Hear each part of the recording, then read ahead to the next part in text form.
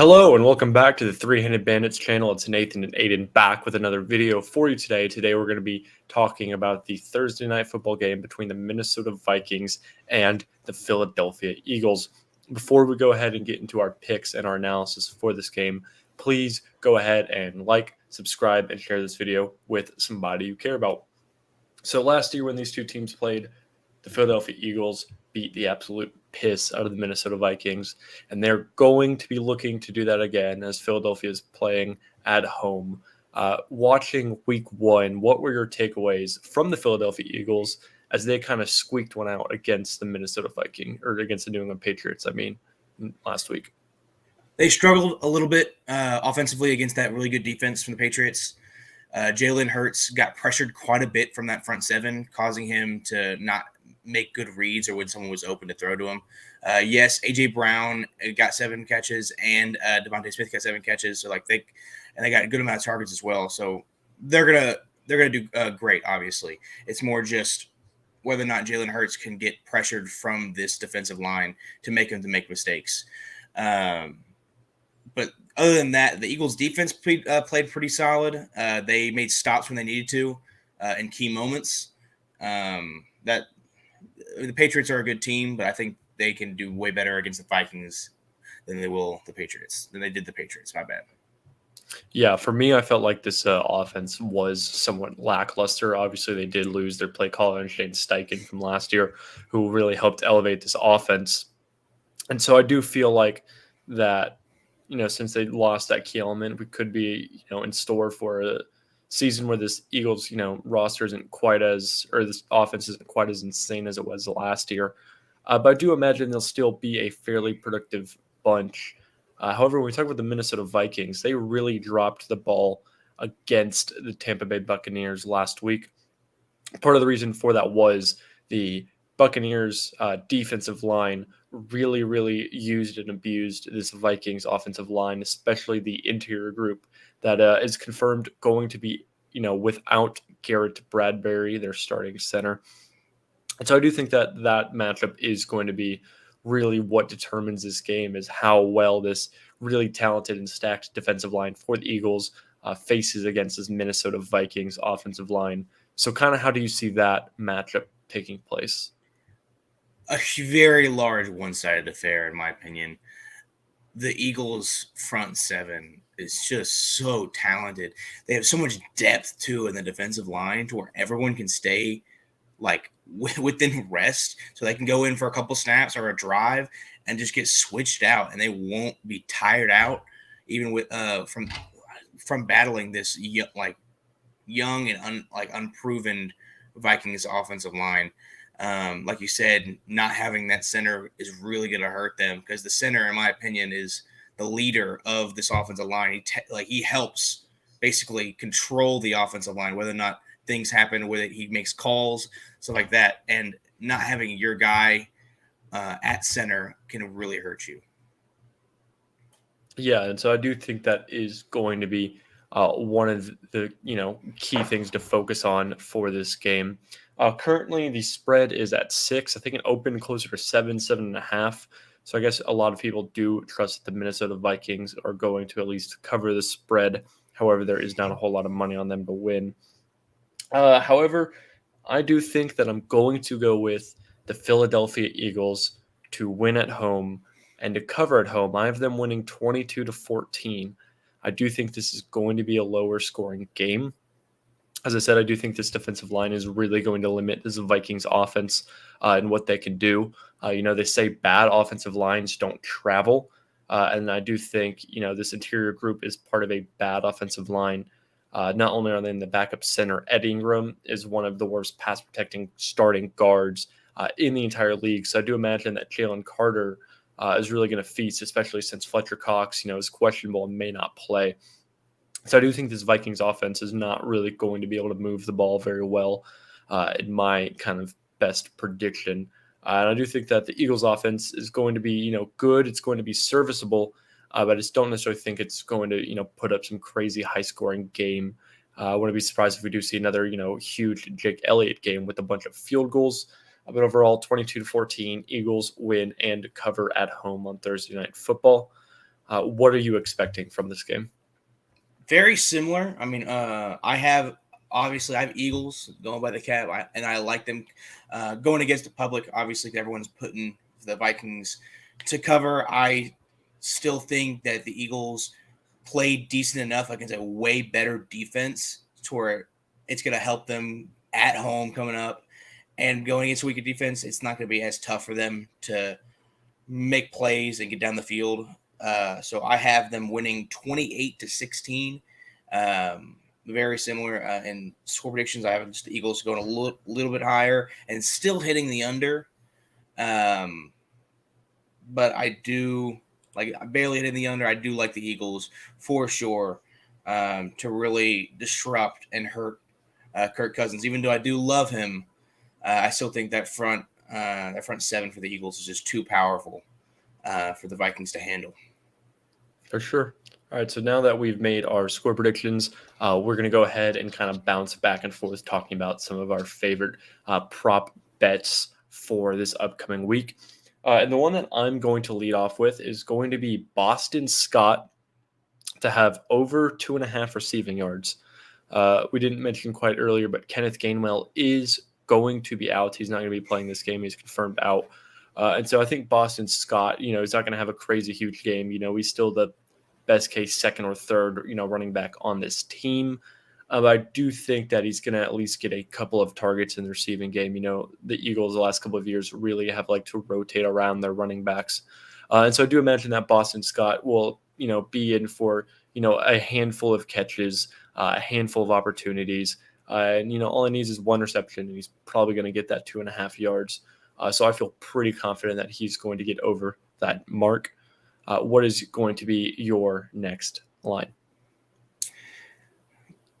Going very similar to the running back room, I think that Swift can get over 2.5 catches. I think that whether or not I do like the Boston Scott pick. I just think Swift's going to be out there a little at the most out of any of these running backs because I'm not really sold on Penny. I mean, obviously Boston Scott's going to get in there, but he won't have the majority of like all those Kenneth Gainwell time. I think Swift will get most of that chunkage, and just having 2.5 catches, I think that's pretty safe. I can see him getting 4, not many yards, just kind of just quick dump offs when Jalen can't get that first read in. So he's just going to dump him off to the that running back, which is hopefully would be DeAndre Swift at the time. So I had him at over 2.5 catches, and where I bet it on, it was at plus 112. So that's really good value for what I like. Alrighty then. So transitioning to my next pick, staying in the Eagles' backfield, I'm actually going to go for Rashad Penny to go over on rushing yards. His line is around 30-ish yards. I do think when you talk about these three running backs, I do think Rashad Penny is the best runner of the ball. I know Swift adds a lot more after the catch. But Kenneth Gainwell is the running back that people think DeAndre Swift is. And so I really, the issue with DeAndre Swift, and part of the reason that, they really got annoyed with him, Detroit, is he's one of these younger running backs that still hasn't necessarily learned to follow your blocking, trust the blocks will be set up. And sometimes you just got to, eat shit and get the 2-yard gain. You know what I mean? And he's one of these running backs that really tries to bounce things out when you don't have to. And so his vision's poor.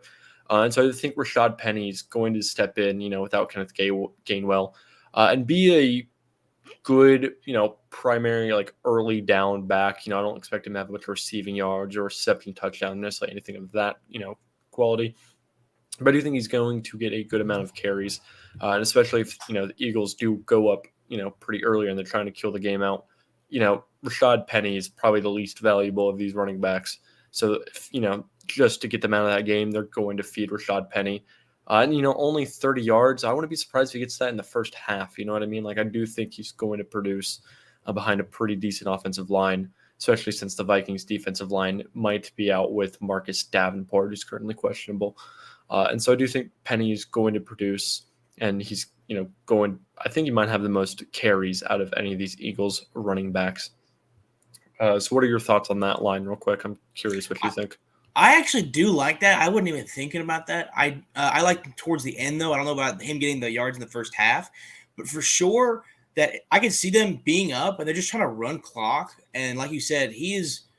I don't want to say like an excusable or like well they're gonna run him the most towards the end just to run the clock out.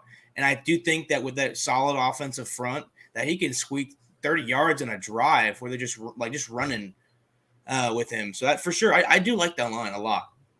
Okay, well then, what is your next line going to be? Let's go on the other side. So I like Kirk Cousins going over 38 and a half passing attempts. I do think it's going to be very similar to what they're going against the Bucks, to where yes, he's get pressured a lot, but again, they're not going to be able to run the ball. Like so, they're just going to have to bite the bullet and make these short passes to maybe just get the talented receivers the ball. And I think they're going to have a lot of those looks because they're not going to be able to run and they're not going to be able to sit. He's not going to be able to sit back in the pocket and make these deep plays. He's going to make very quick throws, in my opinion. So I think that if he makes any progress going down the field, it's going to be a lot of pass attempts. So 38 and a half, and he had 44 against the Bucks defense, and that was a close game. I think they're going to be trying to throw the ball more, being down more to the Eagles. So Already, I definitely think that that's a legit possibility where he goes over. I don't know what this offense is going to look like, so I'm staying away from betting on it. But I think if you're going to bet on it, that's a good line. My last line is going to be AJ Brown anytime touchdown. The main reason I'm going with this one is because Devontae Smith scored a touchdown last week, and I just feel like it's going to be AJ Brown's turn. I thought the exact same thing, so I put it down too. I'm tied with it. I do have one more pick though, going along with my Kirk Cousins pick. Jay Jetta's over catches of 7. It goes along with my idea of the 38 and a half pass attempts. So I think that Jay Jettis has the most possibility of catching most of those balls thrown to him. So whether or not like he can produce with it, I just think that complements my Kirk Cousins pick. All right. Well, since that was your last one, I'm gonna go ahead and list my last one real quick. You can't get this bet everywhere, but if you're able to, Jalen Carter over, half a sack. Like Jalen Carter was absolutely, wrecking shop against the Patriots offensive line. And as I said, backup center, they have, Ed Ingram, who's one of the worst, pass protecting interior offensive linemen in the league. Like Jalen Carter is going to cook, especially if we're going to be out, without Fletcher Cox, or if we're going to be, reducing Fletcher Cox's workload, so he doesn't get injured. So I think Jalen Carter is going to absolutely eat and produce, and is going to end up being like a true star, I think contender for best player of this week is genuinely how I think this game is going to go from him. Now that we've given you all our player props and we've given you our main score predictions, who's going to win, the next thing we're going to do is going to be anytime. The next thing we're going to do is going to be first touchdown scorer. So, Aiden, who is going to be your prediction of who's going to score the first touchdown? I've been very uncertain about this one. I do think it's going to be from the Eagles side. I think that the Vikings is going to be struggling very early on. I want to go A.J. Brown to just tie in with the anytime touchdown because he's due. I like that the most, and I found it at plus 750 on the site that I bet on. So I'm going with AJ Brown first touchdown scorer plus 750. Well, AJ Brown is one of the ones that I liked. So just to be different, if I had to place money, I would put money on AJ Brown. But to be a little bit more obscure, be a little bit more different, first touchdown scorer of the Thursday Night Football Week 2, give me Boston Scott. I knew you were going to say that. I had a feeling. Man, I was looking at that one too. I can see it now. I can see it now. They're going to be in shotgun. He'll be on the left side, going to do a little kind of shimmy little out route, and then Jalen Hurts going to find him in the corner of the end zone. Boston Scott. Let's hope it's like a 4-yard touchdown, so I go 2 for 2 on my bets. But there we go. But overall, before we head out of here, is there anything else you would like to add to this video real quick, Aiden?